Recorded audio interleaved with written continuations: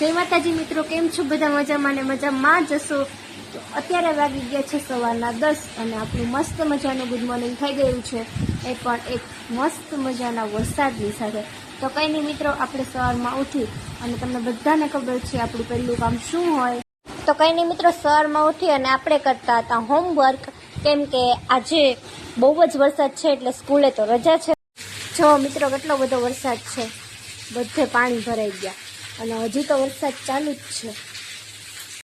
તો કંઈ નહીં મિત્રો, પછી હું અને ભાઈ નીકળી ગયા બજારમાં આટો મારવા માટે, કારણ કે ભાઈને હમણાં બહુ મજા નથી તો એના માટે દવા લેવી હતી. તો પછી અમે દવા લઈ અને પાછા ઘરે આવી ગયા. ત્યાં તો જોયું કે ઓહો બહુ ભૂખ લાગી ગઈ હતી. મમ્મીને કીધું કે મમ્મી ફટાફટ કંઈક બનાવી દે.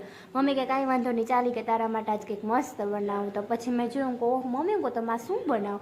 મને કે તું બોલમાં અત્યારે કંઈ ગઈ કે હમણાં કે હું તને બનાવી દઉં ને પછી કે તું જો ખાલી એકવાર ટેસ્ટ કરી ગઈ કે.